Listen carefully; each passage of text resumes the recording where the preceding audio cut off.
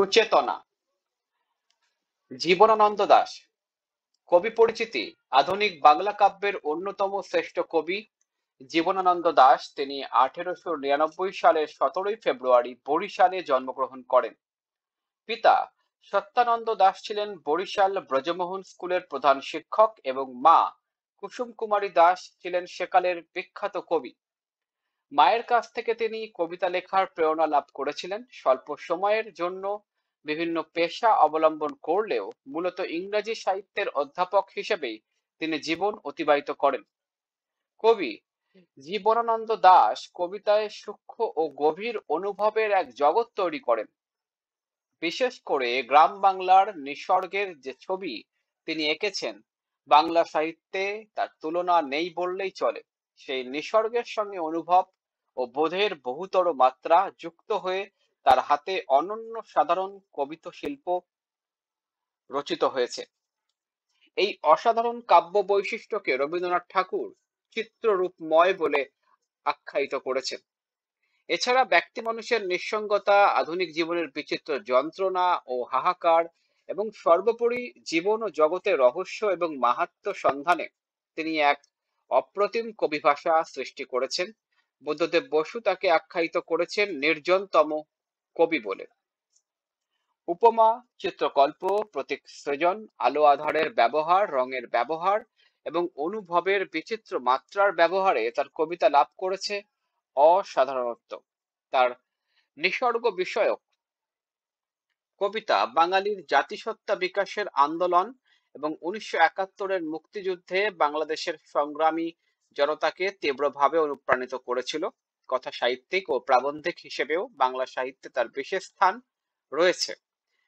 জীবনানন্দের উল্লেখযোগ্য কাব্যগ্রন্থ ঝরা পালক, ধূসর পাণ্ডুলিপি, বনলতা সেন, মহাপৃথিবী, বেলা অবেলা কালবেলা, রূপসী বাংলা প্রভৃতি। কবিতার কথা তার প্রবন্ধ গ্রন্থ এবং মাল্যবান ও সুতীর্থ তার বিখ্যাত দুটি উপন্যাস। জীবনানন্দ দাশ 1954 খ্রিস্টাব্দের 22 অক্টোবর কলকাতায় ট্রাম দুর্ঘটনায় আকস্মিকভাবে মৃত্যুবরণ করেন। সুচেতনা, তুমি এক দূরতর দ্বীপ, বিকেলের নক্ষত্রের কাছে, সেইখানে দারুচিনি বনানীর ফাঁকে নির্জনতা আছে। এই পৃথিবীর রণ রক্ত সফলতা সত্য, তবু শেষ সত্য নয়। আজকে অনেক রূঢ় রৌদ্রে ঘুরে প্রাণ পৃথিবীর মানুষকে মানুষের মতো ভালোবাসা দিতে গিয়ে তবু দেখেছি আমারই হাতে হয়তো নিহত ভাই বোন বন্ধু পরিজন পড়ে আছে।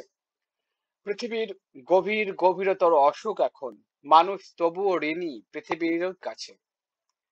সুচেতনা, এ পথে আলো জেলে এ পথেই পৃথিবীর ক্রমমুক্তি হবে, সে অনেক শতাব্দীর মনীষীর কাজ। এ বাতাস কি পরম সূর্যকোর জল, প্রায় তত দূর ভালো মানব সমাজ। আমাদের মতো ক্লান্তিহীন নাবিকের হাতে গড়ে দেব আজ নয়, ঢের দূর অন্তিম প্রভাতে। মাটি পৃথিবীর টানে মানব জন্মের ঘরে কখন এসেছি, না এলেই ভালো হতো অনুভব করে।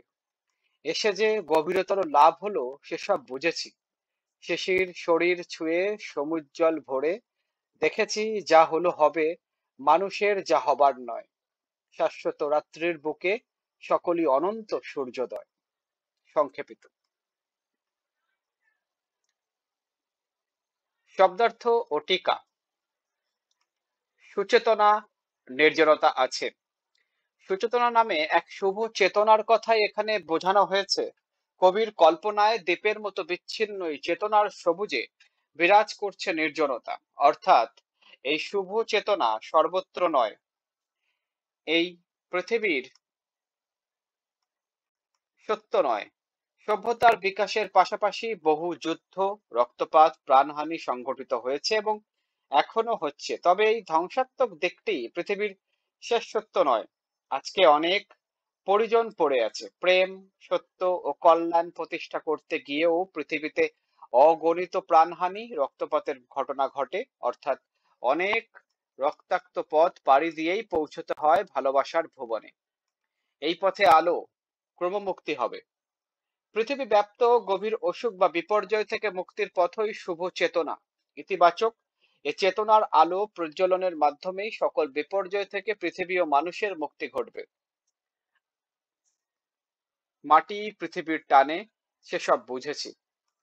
ব্যক্তিক ও সমষ্টিক সংকট প্রত্যক্ষ করে পৃথিবীতে মানব রূপে জন্ম না নেওয়াকে আপাতভাবে কাঙ্ক্ষিত মনে হলেও এই পৃথিবী ও শুভ চেতনা থেকেই প্রাপ্তির শেষাবধি আমাদের গভীরভাবে প্রাণিত করে।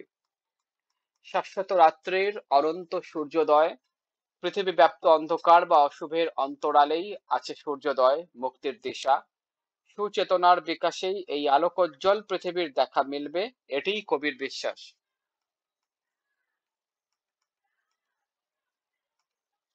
পাঠ পরিচিতি। সুচেতনা কবিতাটি জীবনানন্দ দাশের বনলতা সেন 1942 কাব্যগ্রন্থ থেকে সংকলিত হয়েছে। এটি জীবনানন্দ দাশের অন্যতম শ্রেষ্ঠ কবিতা। এ কবিতায় সুচেতনা সম্বোধনে কবিতার প্রার্থিত আরাধ্য এক চেতনা নিহিত বিশ্বাসকে শিল্পিত করেছেন। কবির বিশ্বাস মতে সুচেতনা দূরতম দ্বীপ সদৃশ একটি ধারণা, যা পৃথিবীর নির্জনতায়, যুদ্ধে, রক্তে নিঃশেষিত নয়। চেতনাগত এই সত্তা বর্তমান পৃথিবীর গভীরতর ব্যাধিকে অতিক্রম করে একটি সাম্য ও সুন্দর পৃথিবী রচনা করবে। জীবন মুক্তির এই চেতনাগত সত্যই পৃথিবীর ক্রমমুক্তির আলোকে প্রজ্বলিত রাখবে, মানব সমাজের অগ্রযাত্রাকে নিশ্চিত করবে, রাতের শেষে অনন্ত সূর্যোদয়কে নিশ্চিত করবে। বহু নির্বাচনী প্রশ্ন,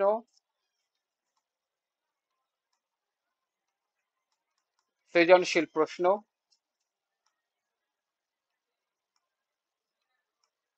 নিজে করো।